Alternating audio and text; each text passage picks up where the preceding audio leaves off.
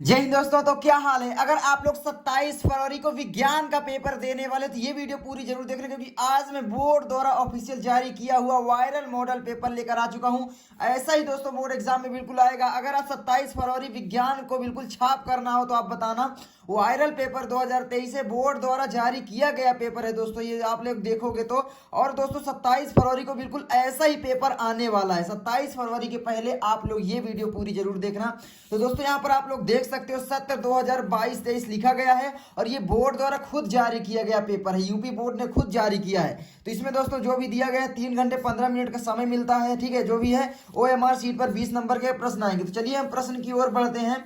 तो सबसे पहले दोस्तों यहाँ पर आप लोग देख सकते हो उपखंड का, इसमें आपके फिजिक्स रहेगा। तो यहाँ पर सबसे पहला प्रश्न दिया गया है, जब प्रकाश नेत्र में प्रवेश करता है तो अधिकांश अपवर्तन कहाँ होता है? तो जल्दी से आपको बताना है, क्रिस्टलीय लेंस पर या फिर स्वच्छ मंडल यानी कार्निया पर, परितारिका पर या फिर पुतली पर। तो यहाँ पर याद रख लेना स्वच्छ मंडल पर होता है, ठीक है। ये बोर्ड द्वारा जारी किया गया, इसको आप लोग सॉल्व करके जरूर जाना 2023 बोर्ड एग्जाम से पहले, ठीक है। तो आप लोग 27 फरवरी के पहले देख लो पूरी की पूरी वीडियो। उसके बाद दोस्तों यहाँ पर आता है दूसरे नंबर का क्वेश्चन, देख सकते हो क्या कहता है, निम्नलिखित में से कौन वोल्टता को निरूपित करता है? जल्दी से आप लोग बताइए। तो यहाँ पर किया गया कार्य विद्युत धारा गुणे समय, या फिर किया गया कार्य गुणे आवेश, या फिर, तो यहाँ पर आप लोग बस ये याद रख लेना वोल्टता को कौन निरूपित करता है। तो किया गया कार्य बटे में विद्युत धारा गुणे समय। अब ये क्यों होगा आप लोग ये भी पूछ सकते हो, भैया ये क्यों होगा? तो आपने फॉर्मूला पढ़ा होगा, V बराबर होता है भैया W/Q, क्या होता है? और Q बराबर आपने पढ़ा होगा I/T, ठीक है। अब इनके आपको मात्रक तो याद होंगे, तो आप V बराबर क्या लिख सकते हैं, वोल्टता बराबर लिख सकते हो W यानी किया गया कार्य बटे में Q की जगह लिख सकते हो I मतलब होता है समय, गुणे में दोस्तों होता है T, ठीक है। तो यहाँ पर होता है सॉरी I का मतलब होता है विद्युत धारा, है ना। तो I का मतलब होता है भैया क्या होता है, विद्युत धारा, ठीक है, विद्युत धारा। तो विद्युत धारा का मात्रक जो होता है दोस्तों होता है एम्पियर, ये आप जानते ही हो, ठीक है। तो यहाँ पर हो जाएगा विद्युत धारा गुणे समय। तो ये आपका बिल्कुल सही हो जाता है। आई होप आप समझ गए होंगे। उसके बाद दोस्तों तीसरे नंबर का क्वेश्चन है, निम्नलिखित में से किस स्थिति में कोई अवतल दर्पण वस्तु यानी बिंब से बड़ा वास्तविक प्रतिबिंब बना सकता है? तो यहाँ पर अवतल दर्पण बोला है, तो भैया जैसे बोला है आप लोग सबसे पहले दर्पण बना लो। इस तरीके से एक अवतल दर्पण आप लोग बना लो और इसका मुख्य अक्ष इस तरीके से खींच लो, ठीक है। ये आपका ध्रुव हो जाता है। तो यहाँ पर ये आपका वक्रता केंद्र हो जाता है और ये मुख्य फोकस हो जाती है। याद रख लेना, अगर अनंत से कोई प्रकाश की किरण आती है तो प्रतिबिंब क्या बनता है, हमेशा छोटा बनता है। लेकिन जैसे जैसे आपकी वस्तु इधर आती जाती है इधर, ठीक है, वैसे ही प्रतिबिंब बड़ा होता जाता है। जैसे कि यहाँ से यहाँ के बीच में प्रतिबिंब सबसे बड़ा बनेगा और इसके बीच में दोस्तों प्रतिबिंब बड़ा बनेगा, लेकिन ज्यादा बड़ा नहीं बनेगा। तो इसके बीच में जब आप लोग कोई वस्तु रखोगे तो आपकी प्रकाश किरण इस तरीके से जाएगी, है ना, इस तरीके से। तो यहाँ पर जाने के बाद दोस्तों क्या होगा कि इस तरीके से प्रकाश की किरण आएगी, ठीक है। अब यहाँ पर आप लोग देखोगे तो भैया जो आपका प्रतिबिंब बनेगा वो कहाँ बनेगा, इस तरीके से आप करोगे तो ये देखो यहाँ पर बन रहा है, यानी यहाँ पर CF के बीच में यहाँ पर, और देखो प्रतिबिंब बड़ा बन रहा है। देखो ये लाइन बड़ी है और ये लाइन छोटी है, यानी आप AB मान सकते हो, ये आप मान सकते हो AB', ठीक है। तो ये आपका देखो प्रतिबिंब बड़ा बन रहा है। तो यानी आप वस्तु कहाँ रखोगे, जब वस्तु बिंब यानी दर्पण ध्रुव और फोकस के बीच में हो। नो, जब वस्तु क्या है भाई, दर्पण के फोकस तथा वक्रता केंद्र के बीच में हो। ये फोकस है वक्रता केंद्र के बीच में होती है। ये आपका विकल्प सही हो जाता है। आगे दोस्तों चौथे नंबर का क्वेश्चन, कक्षा में सबसे पीछे बेंच पर बैठे कोई विद्यार्थी श्यामपट्ट पर लिखे अक्षरों को पढ़ सकता है, परंतु पाठ्य पुस्तक में लिखे अक्षरों को नहीं पढ़ पाता। निम्नलिखित में से कौन सा कथन सही है? ये आपको बताना है कौन सा कथन सही है। तो यहाँ पर A नंबर है, विद्यार्थी के नेत्र का निकट बिंदु उससे दूर हो गया है, या विद्यार्थी के नेत्र का निकट बिंदु उसके पास आ गया है। विद्यार्थी के नेत्र का दूर बिंदु उसके पास आ गया है, या विद्यार्थी के नेत्र का दूर बिंदु उससे दूर हो गया है। तो यहाँ पर आप लोग याद रख लेना क्या भैया, सबसे पहले आप लोग ये ध्यान देना कि भैया जो आपका यहाँ पर बोला गया है, क्या बोला गया है कि भाई सबसे पहले कि भाई जो विद्यार्थी है वो जो बोर्ड है ना उसको पढ़ लेता है, लेकिन बुक है, जो कॉपी है, बुक है, कुछ भी पढ़ता है, पास की चीज को नहीं पढ़ पाता। तो अगर कोई व्यक्ति निकट की वस्तु को नहीं देख पाता, निकट की वस्तु को नहीं देख पाता तो कौन सा दोष होता है? तो दूरदृष्टि दोष, क्योंकि निकट की वस्तु जिसे साफ साफ दिखाई देती है उसको निकट दृष्टि दोष, सॉरी देखो दृष्टि दोष क्या होता है, ठीक है। तो सबसे पहले जिस व्यक्ति को दूर की वस्तु साफ साफ दिखाई देती है परंतु निकट की वस्तु साफ दिखाई नहीं देती देते तो उसे दूरदर्शी दोष कहते हैं। इसी तरीके से निकट की वस्तु अगर साफ साफ दिखाई देगी, दूर की वस्तु साफ साफ दिखाई नहीं देगी तो उसे निकटदर्शी दोष कहेंगे। तो यहाँ पर हो जाएगा विद्यार्थी के नेत्र का जो निकट बिंदु है उससे दूर चला गया, क्योंकि भाई वो निकट की वस्तु को नहीं देख पाता। निकट की वस्तु कोई भी होगी उसे धुंधली दिखाई देगी, तो विद्यार्थी का निकट बिंदु तो उससे दूर जाएगा। तो यहाँ पर कौन सा दर्शी दोष होगा ये जल्दी से कमेंट करना, इस आधार पर जल्दी से दिमाग लगाकर बताना। आगे है दोस्तों यहाँ पर 5वें नंबर का क्वेश्चन, 5 प्रतिरोधकों जिसमें प्रत्येक का प्रतिरोध 1/5 ओम है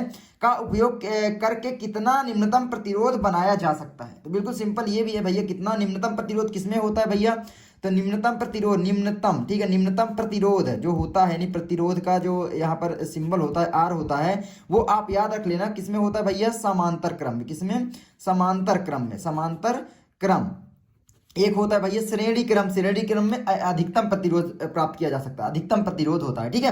अब यहाँ पर समांतर क्रम कैसे जोड़ा जाता है, मान लो ये बिंदु से ये बिंदु तक विद्युत धारा ले जानी है, तो इसके बीच में प्रतिरोध लगाना है, 3 प्रतिरोध मान लो हमें लगाना है। तो इस तरीके से प्रतिरोध अगर आप लगाओगे तो इस तरीके से एक प्रतिरोध आपका ये हो जाएगा, ठीक है, इस तरीके से, और एक प्रतिरोध आपका ये हो जाएगा कुछ इस तरीके से, ये देख सकते हो, ये हो जाएगा R1 R2 और ये हो जाएगा R3, ठीक है। अब यहाँ पर ये निम्नतम प्रतिरोध होगा, क्योंकि ये सारे प्रतिरोध आप देख सकते हो इस तरीके से लगेंगे तो ये प्रतिरोध यहाँ पर वैसे भी कम होगा, है ना। तो उसके बाद दोस्तों यहाँ पर लगा लो भैया इसका फार्मूला, 1 आप जानते हो R बराबर होता है 1/R1 प्लस 1/R2, इसी तरीके से आपका डैश डैश 1/Rn तक, ठीक है, मतलब जितने भी लगाने हैं लगा लो। तो यहाँ पर 5 बोला है तो आप लगा सकते हो कि भाई 1/R बराबर होता है 1/फिर 1/ क्या लगेगा 5, है ना, यही होगा, प्लस में दोस्तों 1/1/5, इस तरीके से 5 बार करोगे तो 1/R कितना हो जाएगा, 5 5 10 यानी 25, 1/R बराबर दोस्तों हो जाएगा 25। तो यहाँ पर R, ठीक है, तो यहाँ पर 25 हो जाएगा, 25/1, तो यहाँ पर ये इससे गुणा होगा, त्रियक गुणा, तो यहाँ पर R बराबर हो जाएगा 1/25, तो यहाँ पर हो जाएगा 1/25 यानी विकल्प नंबर बी। आगे बढ़ते हैं, दिए गए चित्र के अनुसार कागज के तल में स्थित किसी क्षैतिज तार में पूर्व से पश्चिम की ओर कोई नियत धारा प्रवाहित हो रही है, चुंबकीय क्षेत्र की दिशा उत्तर से दक्षिण की ओर उस बिंदु पर होगी, तो क्या होगी भैया, तो यहाँ पर क्या होगी जल्दी से आप लोगों को बताना है, तार के ठीक ऊपर या तार के ठीक नीचे या कागज के तल में तार के ऊपर में स्थित या फिर कागज के तल में तार के दक्षिण में स्थित। यहाँ पर याद रखना तार के ठीक नीचे, ये आपकी वायर है, ठीक है। यहाँ पर तो चलिए आगे बढ़ते हैं, 7वें नंबर का क्वेश्चन, निम्नलिखित में से किसके द्वारा अनंत पर स्थित किसी वस्तु का प्रतिबिंब अत्यधिक छोटा बनता है। हमेशा याद रख लेना, चाहे वो कोई भी दर्पण हो, कोई भी लेंस हो, अगर कोई भी वस्तु अनंत पर रखी होगी तो उसका प्रतिबिंब हमेशा छोटा ही बनता है, ठीक है, तो याद रख लेना। तो यहाँ पर हो जाएगा अवतल दर्पण, अवतल लेंस और उत्तल लेंस, इन सभी के द्वारा दोस्तों प्रतिबिंब हमेशा छोटा बनता है। आगे बढ़ते हैं, एक मिश्रातु यानी मिश्र धातु है, तो मिश्र धातु क्या भाई, एक तत्व है, तत्व नहीं है, एक यौगिक है, नहीं है, क्योंकि यौगिक भी एक तत्व के रूप ही होते हैं, ठीक है। और यहाँ पर एक समांगी मिश्रण, एक विषमांगी, तो एक समांगी मिश्रण, क्यों भाई, ये समांगी मिश्रण क्या होता है, जिसे निश्चित अनुपात में हम मिश्रित करते हैं कोई भी पदार्थ। विषमांगी मिश्रण क्या होता है भाई, मान लो निश्चित अनुपात में मिश्रित नहीं करते हैं, ठीक है। दो तत्वों का समांगी मिश्रण ही यौगिक होता है, ये भी आप लोग ध्यान दो। जैसे आप H2O देखते हो तो क्या हम इसको HO2 लिख सकते हैं, बिल्कुल नहीं लिख सकते हैं, H2O ही लिख पाएंगे, इसीलिए यौगिक कहलाएगा। क्यों, क्योंकि हमेशा भाई जब जल बनेगा उसमें 2 परमाणु हाइड्रोजन का रहेंगे, 1 परमाणु आपका ऑक्सीजन का रहेगा। इसी तरीके से कोई भी अगर आप मिश्र धातु बनाओगे, चाहे 2 ग्राम जिस चीज को मिलाना पड़ेगा वो 2 ग्राम ही उसमें मिलेगी, तभी बन पाएगा, ठीक है। तो ये आई होप आप समझ गए होंगे। उसके बाद है निम्नलिखित में से असंतृप्त हाइड्रोकार्बन को पहचानिए, बिल्कुल सिंपल है। असंतृप्त हाइड्रोकार्बन भैया असंतृप्त, ठीक है, तृप्त याद कर लेना, जिसमें भैया क्या हो, डबल बंध हो, बस डबल बंध हो या तो ट्रिपल बंध हो, कहीं भी मिल जाए वो असंतृप्त हाइड्रोकार्बन होगा। तो हमें असंतृप्त पहचानना है, तो ये देखो संतृप्त हो जाएगा, ये आपका असंतृप्त हो जाएगा, है ना, तो ये आपका नहीं होगा। उसके बाद CH3 ये आपका देखो यहाँ पर दिया है, उसके बाद इधर दिया है, ठीक है, इधर ये देखो, ये तो ये भी आपका सिंगल बॉन्ड के द्वारा ही जुड़ा है, तो ये भी आपका सही है, विकल्प नंबर 1 ये। और यहाँ पर असंतृप्त कौन सा हो जाएगा, ये असंतृप्त हो जाएगा, तो यहाँ पर विकल्प नंबर कौन सही हो जाएंगे। तो यहाँ पर संतृप्त कौन से हुए, 2 हुए, तो यहाँ पर असंतृप्त पहचानना है, विकल्प नंबर बी, और विकल्प नंबर क्या भैया डी, है ना, इसमें डबल बंद है, तो यहाँ पर हो जाएगा विकल्प नंबर बी तथा डी, यानी बी आपका सही है। आगे बढ़ते हैं, ठोस कैल्शियम ऑक्साइड जल के साथ तीव्रता से अभिक्रिया कर कैल्शियम हाइड्रोक्साइड बनाता है तथा साथ में ऊष्मा उत्पन्न होती है। इस प्रक्रिया को चूने का बुझाना कहते हैं। कैल्शियम हाइड्रोक्साइड जल में घुलने पर इसका विलयन बनाता है ना। उसके बाद दोस्तों जिसे चूने का पानी कहते हैं। निम्नलिखित में से कौन सा कथन चूने के बुझाने तथा इसके विलयन बनाने के लिए सत्य है? भैया सिंपल जो बोला है सबसे पहले वो कर लो। कैल्शियम हाइड्रोक्साइड दिया है तो यहाँ पर बनता है, ठीक है। किसके साथ बनता है? जब कैल्शियम ऑक्साइड की जल के साथ अभिक्रिया होती है। भैया जो बिना बुझा हुआ चूना होता है कैल्शियम ऑक्साइड बोलते हैं, और जब इसको जल के साथ मिलाया जाता है तो ये बुझा हुआ चूना बनता है, यानी कैल्शियम हाइड्रोक्साइड बनता है CaOH का ट्वाइस बनता है, और प्लस में दोस्तों यहाँ पर ऊष्मा निकलती है। क्या निकलती है? ऊष्मा निकलती है। तो ऊष्मा निकलती है तो ये जानते हैं ऊष्मा क्षेपीय अभिक्रिया होती है। तो क्या बोला है? यह एक ऊष्मा शोषीय अभिक्रिया है? नो, बिल्कुल नहीं। यह एक ऊष्मा क्षेपीय अभिक्रिया है? बिल्कुल सही। अगर ऊष्मा शोषीय अभिक्रिया का उदाहरण पूछ ले तो वो होता है कैल्शियम कार्बोनेट। जब इसको गर्म करते हैं दोस्तों तब ये अपने यौगिकों में यानी कैल्शियम ऑक्साइड में और कार्बन डाइऑक्साइड में टूट जाता है। आई होप आप समझ गए होंगे। ठीक है, तो यहाँ पर ये आपका ऊष्मा से क्षेपीय अभिक्रिया, ये आपका बिल्कुल सही है। परिणामी विलयन की pH 7 से अधिक होगी, ये भी सही है। परिणामी विलयन की pH 7 से कम होगी नहीं। क्यों pH 7 से अधिक होगी? क्योंकि भाई ये क्षारकीय विलयन है। क्षारकीय विलयन का pH मान कितना होता है? 7 से अधिक होता है जी। यहाँ पर 1 से 14 तक की pH स्केल में बनी होती है लाइनें। ठीक है, 7 से यहाँ पर बीच में होता है 7 से 14 तक क्षारकीय होता है, 1 से 7 तक अम्लीय होता है। तो यहाँ पर ये क्षारकीय होगा। तो ये तो विकल्प नंबर आपका बी तथा सी आपका सही है। तो pH तो विकल्प नंबर बी तथा सी यानी बी नंबर आपका सही है। चलिए आगे बढ़ते हैं दोस्तों। आगे आपका आता है, आई होप आप समझ गए होंगे। आगे दोस्तों यहाँ पर आता है, यार क्या क्या यहाँ पर दिया है, ठीक है ये, ठीक है। यहाँ पर है एक परमाणु की परमाणुवी त्रिज्या का निम्नलिखित में से कौन सा सही प्रदर्शन है, जल्दी से आपको बताना है। तो यहाँ पर आप अगर ध्यान से देखोगे, अगर ये मॉडल पेपर आप डाउनलोड कर लेना, यूपीएमएसपी की साइट पर भी अवेलेबल है। यहाँ पर आप देखोगे कोई भी परमाणु नहीं है। जो आपकी त्रिज्या होती, परमाणु त्रिज्या, वो क्या होती है? नाभिक जो आपका होता है, नाभिक यानी न्यूक्लियस, और यहाँ पर बाहरी कोश में इलेक्ट्रॉन, उसके बीच की दूरी होती है परमाणु की त्रिज्या, है ना। लेकिन दोस्तों यहाँ पर परमाणु त्रिज्या इसलिए नहीं मानी जाए क्योंकि इसका जो यहाँ पर से यहाँ तक तीर तो दिया है, लेकिन ये जो कोश है इसमें, ये वाला, इसमें कोई भी इलेक्ट्रॉन मौजूद नहीं है, तो ये आपका नहीं होगा। उसके बाद है दूसरा, तो यहाँ पर देखो न्यूक्लियस और इसके बीच की दूरी दी गई है यानी आर रेडियस, ठीक है। और यहाँ पर एक इलेक्ट्रॉन आप देखोगे गोल सा अवेलेबल है, तो ये आपका सही हो जाता है। उसके बाद यहाँ पर ये, तो इसमें आप देखोगे ये न्यूक्लियस है, और यहाँ पर तो इसमें देखो कोई भी इलेक्ट्रॉन है, हाँ बिल्कुल ये एक इलेक्ट्रॉन है, तो ये भी सही है। और यहाँ पर आप देखोगे यहाँ से यहाँ तक लिया गया, लेकिन इस कोश में कोई भी इलेक्ट्रॉन नहीं है, तो ये आपका गलत हो जाएगा। तो आपका दूसरा और तीसरा बिल्कुल सही हो जाता है। तो यहाँ पर दूसरा तीसरा कौन सा भैया? यहाँ पर दूसरा और तीसरा, बी नंबर विकल्प आपका सही है। ठीक है, आई होप आप समझेंगे। आगे दोस्तों यहाँ पर 12 नंबर का क्वेश्चन, कॉलम ए में दिए गए रासायनिक पदार्थों को सुमेलन कॉलम बी में दिए गए उनके अनुप्रयोगों से कीजिए। तो बिल्कुल सिंपल है भैया, जो ब्लीचिंग पाउडर होता है आप जानते हो किसके लिए उपयोग होता है। तो सबसे पहले जो आपको आता है, जैसे मुझे मान लो ब्लीचिंग पाउडर नहीं आता, ठीक है, तो मुझे बेकिंग सोडा आता है प्रति अम्ल के रूप में, यानी एंटासिड के रूप में आपने पढ़ा होगा। एंटासिड भी इसको बोलते हैं, क्या बोलते हैं? एंटासिड के रूप में, ठीक है। जब आपके उदर में क्या है, आपका जो उदर होता है वो अधिक मात्रा में एसिड जब देने लगता है तो आपके उदर में जलन होती है, तो हम क्या बेकिंग सोडा नहीं, खाने का सोडा खा लेते हैं, जिससे हमें राहत मिल जाती है। तो इसको प्रति अम्ल बोलते हैं, ठीक है, मतलब अम्ल को उदासीन करने के लिए, ठीक है। ये आपका क्षारकीय प्रकृति का होता है। किस प्रकृति का? बहुत सारे लोग बोलते हैं अम्लीय, ठीक है, तो क्षारकीय प्रकृति का ये होता है, याद कर लेना। अब क्षार जो है दोस्तों अम्ल में मिलेगा तो वो उदासीन होगा, और उदासीन होगा तो हमारा जो उदर होता है उसमें जो दर्द होता है वो नहीं होगा, सिंपल है। उसके बाद दोस्तों ये इसमें मिल गया। उसके बाद दोस्तों क्या है? Bleaching powder. ब्लीचिंग पाउडर किसके लिए उपयोग होता है आप जानते हो? विरंजन के लिए, अगर आपने देखा होगा। उसके बाद धावन सोडा, कांच का विरंजन करने के लिए, आपने पढ़ा भी होगा, एनसीईआरटी में लिखा है साफ साफ। सोडियम क्लोराइड दोस्तों हाइड्रोजन और क्लोराइड का उत्पादन करने में बिल्कुल सिंपल है। सोडियम क्लोराइड यानी सोडियम क्लोराइड मतलब NaCl जो आपका नमक होता है, ठीक है, हमारा खाने वाला जो नमक होता है वही सोडियम क्लोराइड होता है। तो यहाँ पर इसके निर्माण के लिए, उत्पादन के लिए, निर्माण के लिए, कुछ भी बोलना है, ये होता है। तो यहाँ पर सही विकल्प कौन सा हो जाएगा भैया?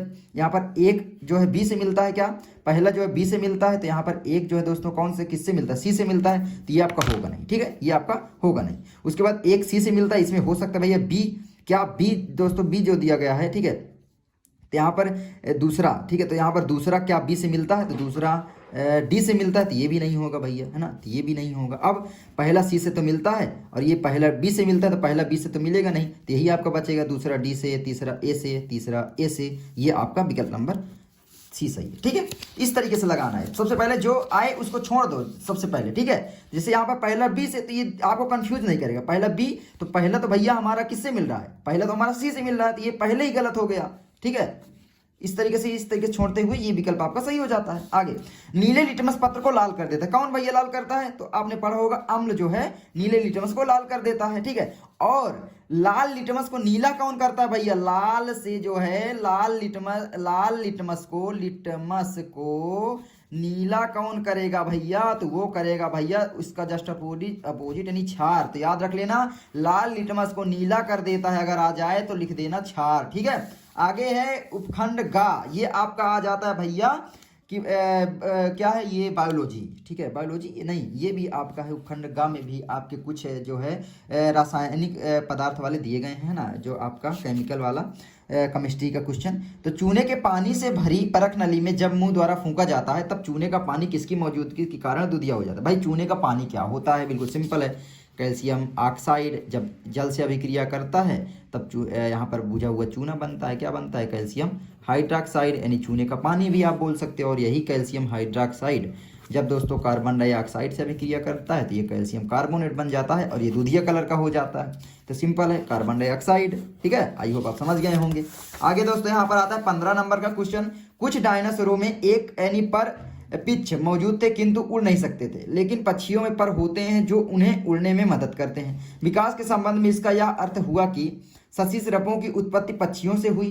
क्या हुई? यहाँ पर आपको ये बताना है। ठीक है, तो जल्दी से आप लोग बताइए कौन सा यहाँ पर विकल्प सही हो जाएगा। तो यहाँ पर विकल्प नंबर आपका डी सही हो जाएगा। आप याद कर लेना, पक्षियों की उत्पत्ति जो है दोस्तों सरीसृपों से हुई। ठीक है, तो यहाँ पर याद कर लेना। आगे बढ़ते हैं। आगे दोस्तों आता है, यदि किसी जीव का जीवाश्म पृथ्वी की अपेक्षाकृत गहरी परतों से प्राप्त हुआ तब हम भविष्यवाणी कर सकते हैं। क्या कर सकते हैं? जीव का विलोप हाल ही के कुछ वर्षों में हुआ है। तो यहाँ पर जो है विकल्प नंबर सी सही हो जाता है कि भाई पृथ्वी की परतों में जीवाश्म की स्थिति का जीव के विलुप्त होने की अवधि से कोई भी संबंध नहीं है। बहुत सारी जगह ये भी मिलता है, लेकिन अगर एक्चुअली मेरे अनुसार आंसर देखोगे तो ये भी होगा। क्यों? क्योंकि भैया जो परत होती है पृथ्वी की, उससे तो कोई संबंध नहीं हो सकता ना कि भाई जीव कितनी नीचे दबा हुआ है, क्योंकि उथल पुथल जब होगा तभी तो होगा। तो उथल पुथल तो हो नहीं रहा अभी, तो कुछ वर्षों में हुआ है, तो ये मुझे लगता है जहाँ तक नहीं होगा। चलिए आगे है। चित्र में ए बी तथा सी क्रम होते हैं, तो मैं यहाँ पर लिख दिया हूँ। तो यहाँ पर ए जो है दोस्तों प्रांकुर दर्शाता है, ये बीज पत्र होता है ये वाला, और यहाँ पर सी जो है दोस्तों मूलांकुर है ये वाला। तो यहाँ पर हो जाएगा ए बी सी यानी प्रांकुर बीज पत्र मूलांकुर। तो यहाँ पर है प्रांकुर बीज पत्र और मूलांकुर, विकल्प नंबर आपका सी सही हो जाता है। आई होप आप समझ गए होंगे। आगे बढ़ते हैं। अमृता देव बिश्नोई राष्ट्रीय पुरस्कार भारत सरकार द्वारा किस क्षेत्र में प्रदान किया गया? जीव संरक्षण हेतु या पौधों की कटाई के लिए? कटाई के लिए तो कोई पुरस्कार होगा नहीं। जैव प्रौद्योगिकी के क्षेत्र में इसमें हो सकता है, जल संरक्षण हेतु इसमें, लेकिन यहाँ पर जीव से रिलेटेड आपका चैप्टर है तो जीव ही होगा ना, जीव संरक्षण हेतु। ठीक है, तो ये आपका हो गया। चलिए आगे है। यदि मटर के एक गोल तथा हरे रंग के बीज वाले पौधे यानी RRYY झुर्रीदार तथा पीले रंग के बीज वाले पौधे RRY में संकरण कराया जाए तो F1 के बीज कैसे होंगे? तो जल्दी से आपको बताना है भैया, F1 के बीज कैसे होंगे? गोल और पीले, गोल और हरे, झुर्रीदार और हरे, या झुर्रीदार और पीले? मैंने आपको पिछली वीडियो में भी इसका आंसर दिया था, तो जल्दी से इसका कमेंट कर देना, मैं देखूंगा कौन सा होगा। ठीक है, चलिए आगे बढ़ते हैं। आगे दोस्तों यहाँ पर निम्नलिखित में चित्र में ए मादा जनन तंत्र के भाग को प्रदर्शित है। भैया ए क्या है? या इसको दर्शाता है, ये क्या है? इसका अंडाशय है, आप जानते होंगे अगर, ये भी अंडाशय है, तो यहाँ पर हो जाएगा अंडाशय। ठीक है, चलिए आगे है। आगे ये सारे क्वेश्चन आते हैं। गोली दर्पण द्वारा परावर्तन के लिए चिन्ह परिपाटी क्या है भैया? गोली दर्पण आपके जानते हो अवतल एक होता है इस तरीके से, और एक होता है आपका उत्तल। ठीक है, अवतल आपका इस तरीके से होता है, इस तरीके से आपका उत्तल होता है, इसमें ये ध्रुव होता है, इस इधर भी एक बना दिया जाता है वक्रता केंद्र, और ये मुख्य फोकस, ये भी आप कह सकते हो मुख्य फोकस। ठीक है, अरे यार F1 और 2 नाम रख लेना। ठीक है, और जो भी रखना है। ये आपका मुख्य छिप्पी हो गया, सी हो गया, ये F हो गया। अब यहाँ पर क्या दर्शाना है भैया? जो U होता है वस्तु हमेशा इधर रखी जाती है, तो इसका मान हमेशा क्या होगा भैया? निगेटिव होगा, यानी अवतल दर्पण में तो U निगेटिव होगा। और पृथ्वी में हमेशा इसका इधर ही बनता है, यानी V भी दोस्तों इसमें क्या होगा? निगेटिव होगा। ठीक है, फोकस भी इसमें क्या होगा? फोकस भी निगेटिव होगा, निगेटिव होगा। ठीक है, F भी निगेटिव होगा। लेकिन एक कंडीशन है, जब वस्तु यहाँ रखी जाती है तब प्रतिबिंब क्या है? इधर बन जाता है। फोकस इधर ही रहेगा, प्रतिबिंब इधर बन जाएगा, तो V का मान फिर पॉजिटिव हो जाता है एक कंडीशन में, इधर इसमें। मंडल में अपवर्तन का क्या कारण होता है भाई? वायुमंडल में सबसे पहले तो भाई मिट्टी के धूल कण होते हैं, धूल कण के कारण हो सकता है। और क्या होता है भैया? पानी जो है वाष्प के रूप में मौजूद होता है, यानी पानी के छोटी छोटी कण होते हैं, तो आप लिख सकते हो पानी के कण, है ना, कणों के कारण। तो बस यही है, तारे क्यों टिमटिमाते हैं? इसीलिए टिमटिमाते हैं, प्रकाश के अपवर्तन के कारण ही टिमटिमाते हैं, क्योंकि प्रकाश का अपवर्तन होता रहता है, तो इसलिए हमारी आंखों में प्रकाश इधर उधर होते हुए आता है ना। चलिए आगे है। तो आगे 2 ओम, 3 ओम, 6 ओम के प्रतिरोधकों को किस प्रकार संयोजित करेंगे कि कुल प्रतिरोध 4 ओम हो या 1 ओम हो? जल्दी से आपको बताना है यहाँ पर कैसे आप लोग करना है। तो आप दोनों में देख लेना इनको कर करके, ठीक है, श्रेणी क्रम और समांतर क्रम में, तो आपको पता चल जाएगा। उसके बाद ये वाला क्वेश्चन है, देख सकते हो। उसके बाद ये सबसे इंपॉर्टेंट क्वेश्चन है। और उसके बाद निम्नलिखित यौगिकों की संरचनाएं लिखिए। क्लोरोप्रोपेन, मैं आपको बता ही दे रहा हूं, यहाँ पर आपको टेंशन नहीं लेनी। तो देखो क्लोरोप्रोपेन दिया है, सबसे पहले आपको प्रोपेन का फार्मूला बना लेना है। प्रोपेन क्या होता है भैया, मेथ एथ प्रोप, यानी 3 कार्बन हुए तो इसका फार्मूला होता है CnH2n+2, ठीक है। तो यहाँ पर n की जगह मतलब कार्बन, तो C3 हो गया H2 इंटू आपका n की जगह फिर 3 हो गया +2, तो यहाँ पर हो जाएगा C3 3 दूनी 6 है ना, H 6+2, तो यहाँ पर हो जाएगा C3H8, यही होगा। अरे यार डायरेक्ट लिख सकते हो, 3 दूनी 6 2 8, मैं बता दिया, ठीक है। अब यहाँ पर C3H8 हो गया। अब यहाँ पर जो क्लोरीन होता है आप जानते हो, इसकी जो संयोजकता होती है -1 होती है, यानी एक साझेदारी कर सकता है ये। तो यहाँ पर हो जाएगा बिल्कुल सिंपल C3H, एक घटा दो यानी 7, और ये Cl, इसकी संरचना करना है तो कर लो भैया, 1C 2C 3C, ठीक है। अब यहाँ पर एक Cl इधर लगा दो, बाकी में सभी में हाइड्रोजन जोड़ दो, सिंपल है, सभी में हाइड्रोजन जोड़ दो, ठीक है। इस तरीके से हाइड्रोजन जोड़ दो, हो गया। ये कार्बन कार्बन के बीच सिंगल बंद होगा क्योंकि एन लगा है, इन तो है नहीं। तत्वों के परमाणु क्रमांक नीचे दिए गए हैं, 10, 20, 7 और 14। मैं आपको नंबरिंग करना ये सब बता दूंगा अभी व्हाइट बोर्ड में, टेंशन मत लेना, जल्द वीडियो आएगी। और यार वीडियो बहुत लंबी हो गई। उसके बाद ये देखो आवर्त सारणी मैंने बना दी है। देखो 10 का क्या होता है, नियान होता है, और आवर्त क्या है भैया, दूसरे आवर्त में है। देखो यहाँ पर ये दूसरे आवर्त में गिनोगे तो 1 2 है ना, दूसरे आवर्त में है। और यहाँ पर ग्रुप संख्या क्या है भैया, 18, क्योंकि 1 2 और 12 ये 10 होते हैं 12, और ये 6 18, यहाँ पर 1 से गिन लेना, ठीक है। मैं लगाने 1 2 3 4 इस तरीके से 5 6 7 8 है ना, इस तरीके से। तो आप ये देख लो, ठीक है, यही होगा। चलिए आगे आवर्त सारणी में इन तत्वों की समूह संख्या तथा आवर्त पहचानिए। तो आपको आवर्त पहचानना है, तत्वों की पहचान करना है। निम्नलिखित क्रियाओं में प्रत्येक के लिए संतुलित रासायनिक समीकरण आपको लिखना है। भैया संतुलित रासायनिक समीकरण बिल्कुल सिंपल है, कर लेना, रासायनिक समीकरण संतुलित कर लेना। और मैं यहाँ पर बता दे रहा हूँ, कैल्शियम हाइड्रोक्साइड है, जब ये कैल्शियम कार्बोनेट प्लस जल बनता है तो किससे अभिक्रिया करता है, कार्बन डाइऑक्साइड से करता है, कैल्शियम हाइड्रोक्साइड, मैंने आपको पीछे बताया था। उसके बाद दोस्तों क्या है, सिल्वर नाइट्रेट है, जिंक, तो यहाँ पर हो जाएगा जिंक, ठीक है। जिंक जब सिल्वर नाइट्रेट से अभिक्रिया करता है तो जिंक नाइट्रेट बनता है। यहाँ पर कौन सी अभिक्रिया होगी भैया, तो विस्थापन अभिक्रिया। क्यों, क्योंकि सिल्वर नाइट्रेट से नाइट्रेट को जिंक खींच लिया और सिल्वर को विस्थापित कर दिया, ठीक है। आगे एल्युमिनियम जो है दोस्तों, एल्युमिनियम क्लोराइड बनाता है, कॉपर, तो यहाँ पर एल्युमिनियम किससे अभिक्रिया करेगा, कॉपर और क्लोराइड, यानी CuCl2 है ना, यही होगा। उसके बाद है barium chloride, barium chloride potassium sulphate से अभिक्रिया करता है तो बेरियम सल्फेट बनता है, बेरियम सल्फेट। और यहाँ पर बेरियम क्लोराइड, तो यहाँ पर द्विविस्थापन अभिक्रिया हो रही है, तो यहाँ पर बेरियम क्लोराइड था तो पोटेशियम क्लोराइड हो जाएगा, KCl हो जाएगा। क्यों, क्योंकि द्विविस्थापन अभिक्रिया हो रही है भाई। सबसे सिंपल, बेरियम क्लोराइड जो है दोस्तों, क्लोराइड को पोटेशियम ने ले लिया और सल्फेट को बेरियम ने ले लिया, तो बेरियम सल्फेट बनाया, पोटेशियम क्लोराइड हो गया। आगे है मैग्नीशियम हाइड्रोक्लोरिक अम्ल से अभिक्रिया करता है तो मैग्नीशियम क्लोराइड बनाता है, और हाइड्रोक्लोरिक अम्ल से अभिक्रिया करता है ना, तो यहाँ पर क्या होगा, जल्दी बताओ, मैग्नीशियम हाइड्रोक्लोरिक अम्ल से, तो यहाँ पर हाइड्रोजन गैस विस्थापित होगी। बिल्कुल सिंपल है, आप जानते होंगे, क्योंकि हाइड्रोजन को विस्थापित कर देगा आपका मैग्नीशियम आपने पढ़ा होगा, पोटेशियम सोडियम कैल्शियम मैग्नीशियम ऊपर होता है ना हाइड्रोजन से, आवर्त सारणी पढ़ी होगी। उसके बाद है क्लोरीन दोस्तों, हाइड्रोजन, तो यहाँ पर हाइड्रोजन क्लोराइड बनाएगा, H+Cl HCl, ठीक है। तो इस तरीके से हो जाएगा, तो HCl2 आपका हाइड्रोजन क्लोराइड बना लेगा, HCl, ठीक है। ये आपका हो गया, हाइड्रोक्लोरिक अम्ल भी बोलते हैं हाइड्रोजन क्लोराइड को। ये आपका पूरा हो जाता है। उसके बाद आपका एक पेज और बचता है, इस तरीके से इसको आप कर लेना, सॉल्व कर लेना। संयोजन अभिक्रिया क्या होती है, जब A यानी B कोई पदार्थ मिलते हैं और ये पदार्थ AB बनाते हैं, मतलब जब दो पदार्थ आपस में मिलकर किसी एकल पदार्थ का निर्माण करते हैं, उसे संयोजन अभिक्रिया कहते हैं। संक्षारण, जब लोहे पर जंग लगना स्टार्ट हो जाता है ना, वही संक्षारण होता है, भूरे रंग की परत चढ़ जाती है।